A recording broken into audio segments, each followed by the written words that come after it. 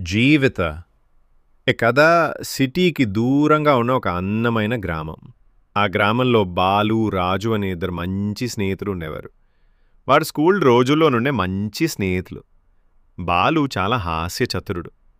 ఎప్పుడూ నవ్వుతూ, ఇతరులను సరదాగా వ్యాఖ్యానిస్తూ ఉండేవాడు. రాజుకు అతడితో ఉండడం అంటే ఓ పండగలా అనిపించేది. కొన్ని సంవత్సరాల తర్వాత రాజు బాలను ఒక ఆన్లైన్ గేమ్ అయిన పబ్జీ ఆడమని సూచించాడు. రాజుకు ఆ గేమ్ ఆడడం రాదు. బాలు గేమ్లో చాలా ప్రొఫెషనల్. అతను రాజును బాగా నేర్పాడు.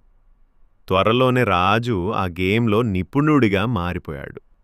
కానీ ఇక్కడే ముప్పు మొదలైంది. రాజు పబ్జీకి బాగా అలవాటు పడిపోయాడు. ఆ గేమ్పై బెట్టింగ్ పెట్టాలని అనుకున్నాడు. బాలు మొదట ఒప్పుకోలేదు, కానీ చివరికి ఒప్పాడు. మొదటి 5 మ్యాచ్లలో వారు చాలా డబ్బు గెలిచారు. కానీ నెమ్మదిగా వారు ఓడటం ప్రారంభించారు. గెలిచిన డబ్బంతా పోయింది.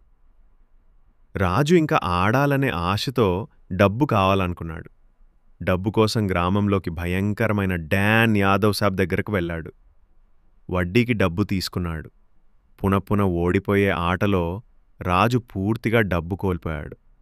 యాదవ్ సాబ్ నుంచి వత్తిడి పెరిగింది. అప్పు తిరిగి ఇవ్వలేకపోవడం, బెదిరింపులు రావడం వల్ల రాజు తీవ్ర మానసిక ఒత్తిడికి లోనయ్యాడు.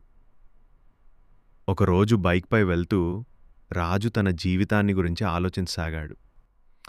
ఎందుకు నేనిలా మారిపోయాను? బాలను కూడా ఈ లోకంలోకి లాగేశాను. గేమ్ కోసం ఇలా అర్థం లేని మార్గంలో నడిచాను. అలానే ఆలోచిస్తుండగా అతడి బైక్ ఎదురుగా ట్రక్ వచ్చి తగిలింది. ఆ క్షణంలో రాజు తను చేసిన ప్రతి తప్పును గుర్తు చేసుకున్నాడు. దేవునికి మొరపెట్టాడు. దేవుడా, నన్ను క్షమించు. నాకొక అవకాశం ఇవ్వు. కథ అక్కడే ముగుస్తుంది. ఇదొక జీవితం తారసపడే నిజం. ఒక్క తప్పు ఎన్నో బాధలు తెస్తుంది.